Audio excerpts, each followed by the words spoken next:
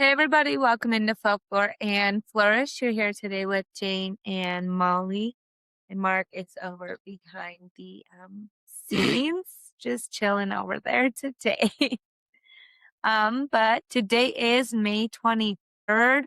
We're in the fourth and final week of May. It is all about abundance and blessings.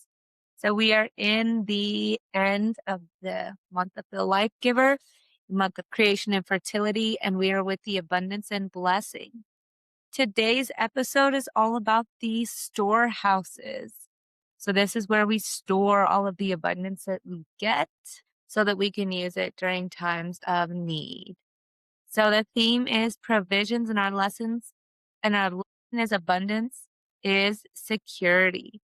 So we're going to see this through biblical, Chinese, Incan, and Celtic folklore today. And we're going to think about the question of what makes me feel safe. And honestly, when I was reading these stories, I felt a little inspired. I've been feeling a lot more inspired to grow our own food lately, doing the homesteading and stuff. But while I was reading these stories, I even looked over at Mark when he was in here listening. And I just told him I kind of wanted to grow our own grain, just how much grain we actually go through and use and turning it into flour and just all the different things that you can use for. But it made me kind of think about the actual vegetation that him and I consume the most. And yeah, there are a lot of things that would be cool to grow, but if we don't eat it and we don't use it, what is the purpose of having it? And also knowing the size. Obviously, grain is something we would need more of. We want to have fruit, and if we grow watermelon and stuff, I would want an abundance of fruit. But there are other things that we don't eat nearly as much that don't need as much room, like the lettuces and cabbage and that like heavy leaf stuff. But so if you listen to these stories and you feel inspired to kind of grow something on your own or be self-sustaining, or just even thinking about what it would look like in your life, go ahead and comment below what your thoughts are. Because that's what it kind of did for me. But we're going to also organize our food or essential supplies with care today. So we're going to organize our food, kind of like how I told you. And I was talking to Mark about what food we use the most of, what food we eat the most of, and what food we waste a lot of as well. And kind of breaking down what we need. We went through our grocery list today, and I feel pretty confident in what we have. And it made me realize kind of the grain thing and then some other food that, wow, we eat a lot of this, like red sauce. So growing tomatoes would be an essential thing for us. We don't really eat tomatoes necessarily, but I would like to make our own salsa from those people. Several different people I know who make great salsa, and then the red sauce that I make. So much, huh, Molly? So much. She's like, yeah. She's ready to just continue to get pets and loves. But we're going to strengthen one source of stability through thoughtful preparation today. So I'm excited because we're in the midst of, working in our yard, helping our flowers inside, designing stuff, and planning for like food and all this stuff. And we're also finalizing some of our logo right now. So it's just a lot of fun things happening and just remembering that we are in the week of abundance and blessings. So this is absolutely our time to sit back and just be absolutely okay and content and happy with what we have surrounding us. Then to also take stock and recognize, what can I set aside for another time to make another time where I'm struggling a little bit easier, a little bit better. And with that, I am going to let you guys listen to these 4 stories and think about what makes me feel safe. And I will see you tomorrow. Mark and I will both see you tomorrow with the gifts. I'm excited for him to be here for that episode. And have a beautiful, blessed night. See you guys. Bye.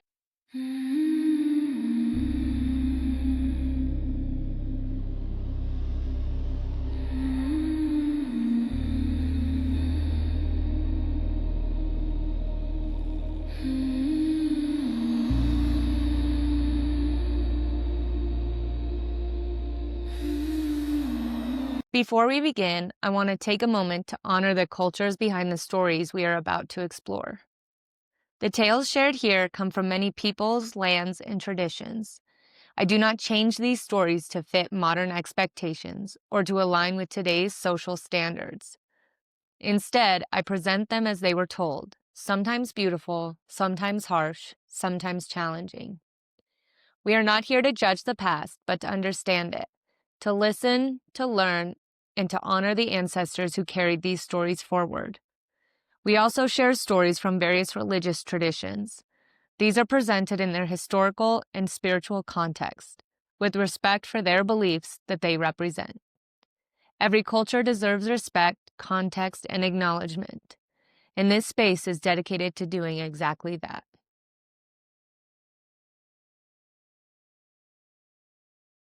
Story 1. Joseph, the granaries that held back famine.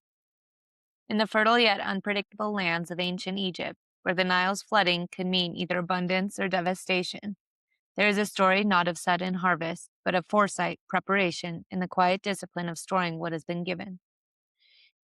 It is the story of Joseph, a man whose rise from imprisonment to leadership is often remembered, but whose greatest act was not power, but provision, the building of storehouses that would carry a nation through famine. Joseph's journey did not begin in Egypt, nor in ease. Sold into slavery by his own brothers, carried far from his homeland, he entered a world where he had no control over his circumstances. Yet even in these early stages, there was a pattern forming, one of endurance, of attentiveness, of the ability to interpret what others overlooked. This ability would become the foundation of what he would later build. While in prison, Joseph gained a reputation for interpreting dreams, not as random images, but as messages carrying meaning about what was to come. When Pharaoh himself was troubled by dreams no one could explain, Joseph was brought before him. The dreams were vivid and unsettling. 7 healthy cows consumed by 7 gaunt ones. 7 full years of grain swallowed by 7 withered stalks. To others, these images were confusing. To Joseph, they were clear. He explained that Egypt would experience 7 years of abundance, followed by 7 years of severe famine. The dreams were not warnings alone, but instructions, a glimpse into the future that could be acted upon. This interpretation did not simply impress Pharaoh, it revealed something deeper, that knowledge of what is coming is only valuable if it is used. Joseph did not stop at explanation. He offered a plan. During the years of abundance, he advised, Egypt should gather and store a portion of the harvest, not consuming everything that was produced, but setting aside what would be needed later. This required restraint in a time of plenty, discipline when there was no immediate threat, and trust in a future that had not yet arrived. Pharaoh, recognizing both the wisdom and the necessity of this plan, placed Joseph in charge of this execution. What followed was not dramatic, but methodical. Storehouses were built across the land, structures designed not for display, but for preservation. Grain was collected, measured, and stored carefully, each portion accounted for. The abundance of the years was not wasted, but organized, protected, and prepared for a time when it would be needed most. As the years of plenty passed, the land continued to produce, and the storehouses filled. It would have been easy in such a time to question the need for restraint, to believe that the abundance would continue indefinitely. Yet Joseph remained steady, continuing the work, trusting the vision that had been given. Then the famine came. The land that had once overflowed with grain became barren, crops failed, the Nile's patterns shifted, the hunger spread not only within Egypt, but across surrounding regions. Yet within Egypt there was stability. The storehouses were open, and what had been gathered during the years of abundance was distributed. The people were fed, not because the famine had been avoided, but because preparation had been made. Joseph's role in this moment was not only administrative, but deeply human. He oversaw the distribution, ensuring that what had been stored reached those who needed it. The grain was not hoarded indefinitely, but released when the time called for it. In this, the purpose of the storehouses was fulfilled, not in their fullness, but in their emptying, in the act of giving back what had been preserved. The famine also brought Joseph face to face with his past. His brothers, the very ones who had sold him into slavery, came to Egypt seeking food. They did not recognize him, but he recognized them. In this encounter, the story of provisions became intertwined with forgiveness, and the understanding that what is stored is not only physical, but emotional and relational. Joseph had the power to withhold, to repay harm with harm, yet he chose otherwise, revealing himself and providing for his family. This moment expands the meaning of the storehouses. They are not only places where grain is kept, but symbols of what is held within a person. The capacity to store not only resources, but understanding, patience, and compassion. Just as grain is preserved for future use, so too can these qualities be cultivated and drawn upon when needed. The story of Joseph reveals that abundance is not security in itself. It becomes security only when it is managed, when it is prepared, when it is held with awareness of what may come. The years of plenty were not the end goal, but the opportunity to build something that could endure beyond them. Thus, the storehouses stand as a reflection of provision as intentional act, of the way what is gathered must be cared for, organized, and preserved. They remind that what we have in times of ease can become what sustains us in times of difficulty, if we are willing to prepare to think beyond the present moment. In every act of in every act of setting something aside, of organizing what we have, of preparing for what may come, there is the same pattern: the gathering, the storing, the waiting, and the eventual sharing. And within it, the understanding that true abundance is not only what fills our hands, but what we are able to sustain and offer when it is needed most. Story 2: Chongping Granaries, the ancient architecture of stability. Across the long dynastic stretches of ancient China, where rivers could bless the land one season and devastate it the next, there emerged a system not of reaction, but of foresight, a structure designed to hold abundance in one moment so it could sustain life in another. These were the Chongping Granaries, ever normal granaries, a network of storehouses built not only of wood and stone, but of philosophy, discipline, and an understanding that true provision lies in balance over time. The idea behind these granaries was simple in form, yet profound in practice. When harvests were plentiful and grain was abundant, the state would purchase surplus from farmers and store it. When harvest fails or prices rose too high, that grain would be released back into the community, stabilizing supply and ensuring that no season of scarcity would become a season of collapse. In this way, abundance was not consumed all at once, but extended, stretched across time, carried forward with intention. But these granaries were more than storage buildings. They were expressions of a deeper worldview rooted in Confucian and administrative thought, where governance was not only about control, but about care, about ensuring the well-being of the people through thoughtful planning. To store grain was not merely an economic act, but a moral one, a recognition that leadership carried a responsibility of anticipating need before it became crisis. The construction of the granaries themselves reflected this care, built in elevated structures to protect against moisture, designed with ventilation to preserve the grain. They were engineered not just to hold, but to sustain. Each kernel stored within them represented time, labor, and the cooperation between human effort and natural conditions. The granaries became vessels of this collaboration, holding within them the memory of seasons that had passed and the promise of seasons yet to come. During years of abundance, when fields yielded more than could be immediately consumed, there would have been a temptation to celebrate without restraint, to allow the present moment to dictate action. Yet the Chongping system required something different: a collective discipline, a willingness to set aside part of what had been gained. This was not deprivation, but investment, a recognition that what is held today can become what protects tomorrow. When famine threatened, the granaries fulfilled their purpose. Grain was released, not hoarded, distributed in a way that maintained stability within the community. Prices were regulated, preventing exploitation, ensuring that even those with fewer resources could access what they needed. In this, the granaries became not only physical structures, but instruments of balance, moderating extremes, smoothing the sharp edges between plenty and lack. There is a quiet elegance to this system. It does not rely on dramatic intervention, but on consistency. The granaries are filled and emptied in cycles, responding to the rhythm of the land rather than attempting to control it entirely. This responsiveness, reflects a broader Chinese philosophical principle that harmony is achieved not through force but through alignment, through understanding patterns and working within them. The people, too, were part of this system. Farmers contributed through their surplus, officials managed distribution, and communities benefited from the shared resource.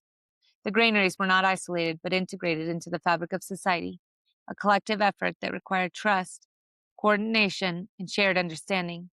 In this, provision becomes communal, not the responsibility of one, but of many, working together to ensure continuity. There is also a symbolic dimension to these storehouses. Grain, once harvested, becomes more than food. It becomes time stored, labor preserved, potential extended. To look upon a granary is to see not just what is present, but what has been carried forward, and what has been protected from loss. It is a reminder that what we hold can outlast the moment in which it was gathered, that with care, it can serve beyond its origin. The Chongping granaries teach that security is not found in abundance alone, but in how abundance is handled.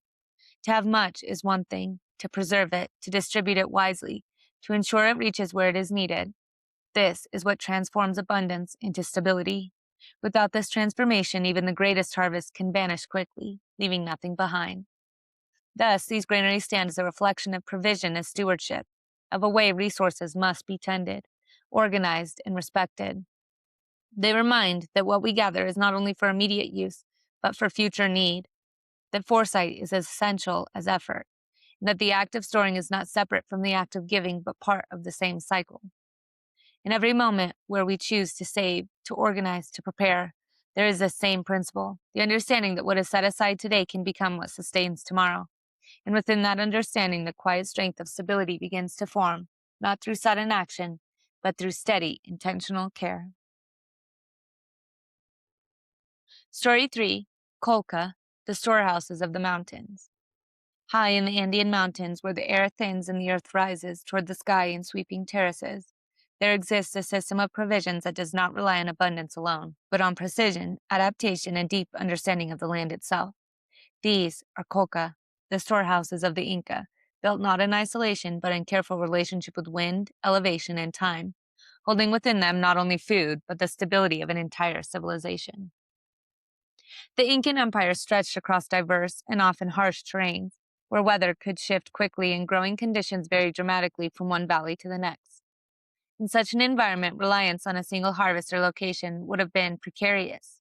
Instead, the Inca developed a system that gathered resources from multiple regions and preserved them in ways that extended their life, ensuring that what was grown could be sustained across seasons and distances. The kolka were constructed along hillsides, often above villages and agricultural areas, positioned where cool mountain air could circulate freely.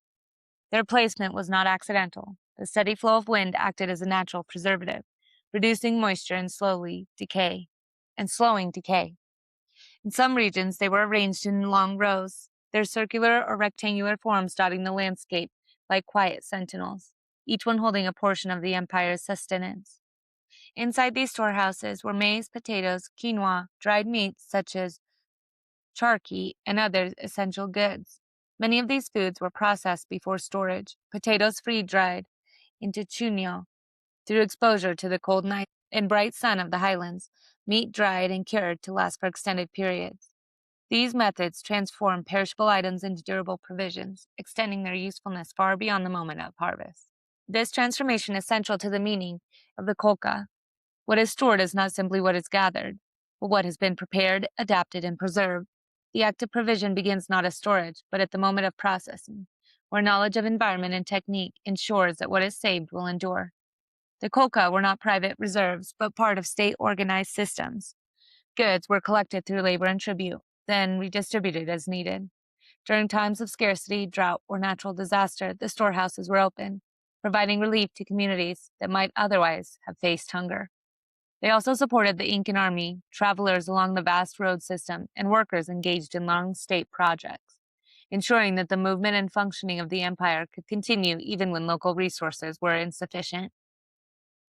This redistribution reflects a deeper principle within Incan society, the idea of reciprocity, or aini.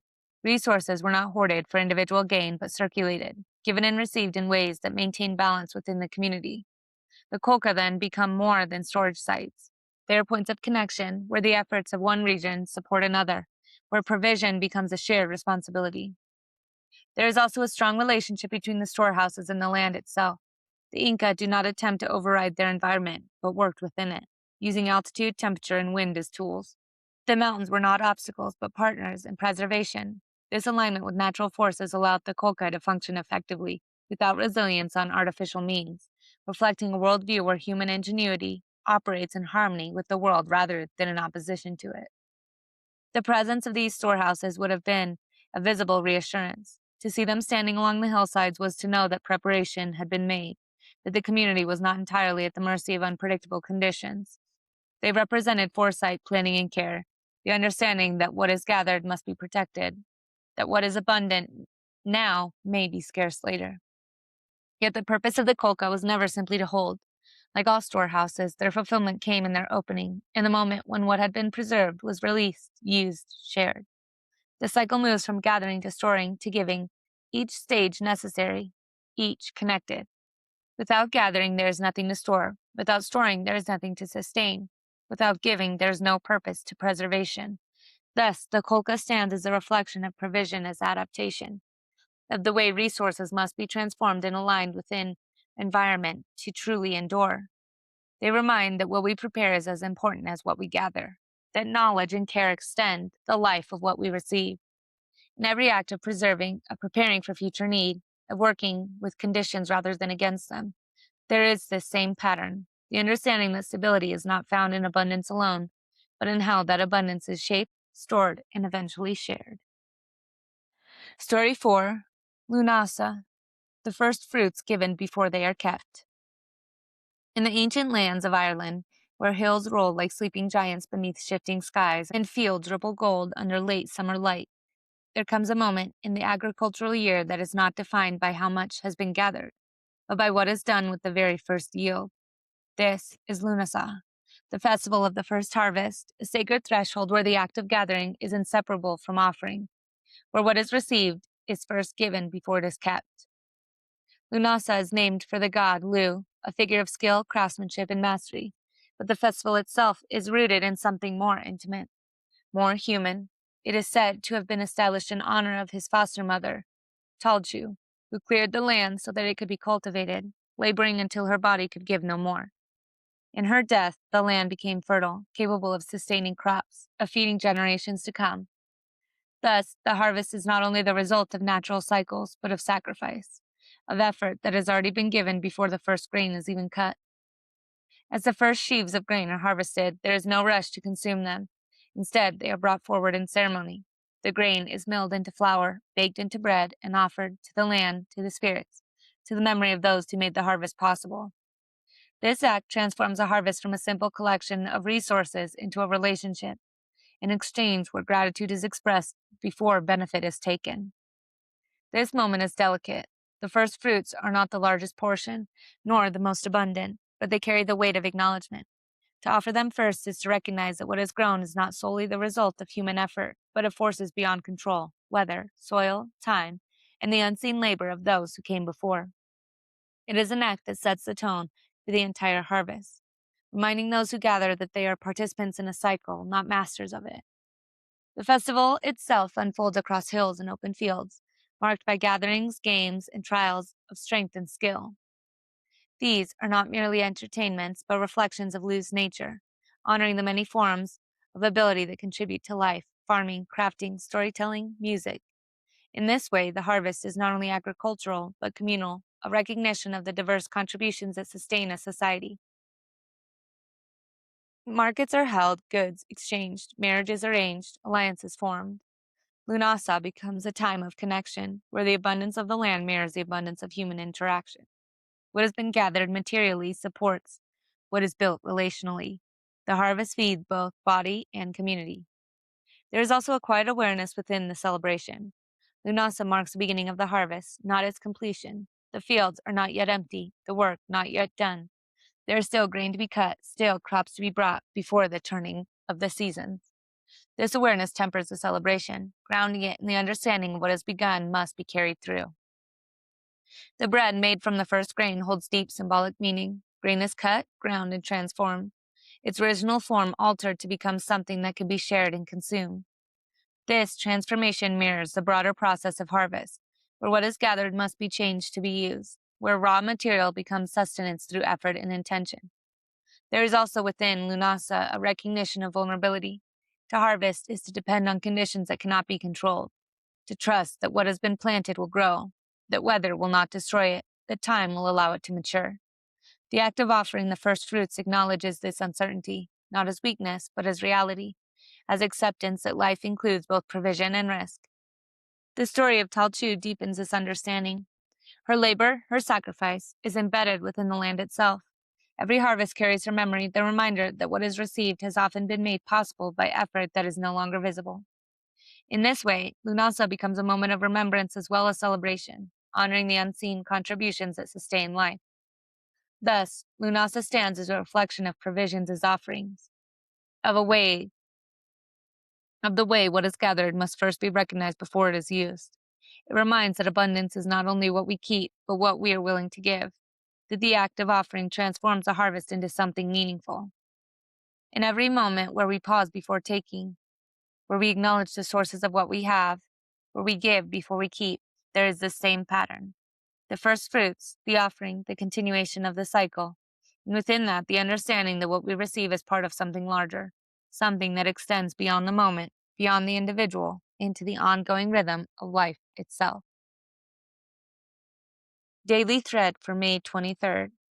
What you store becomes what sustains you. Preparation is a quiet form of devotion. Abundance asks to be honored, not rushed. What is preserved carries tomorrow within it. Security grows from mindful care, not excess. Give structure to what you have gathered. What you protect today will support you later. Stability is built one intentional act at a time.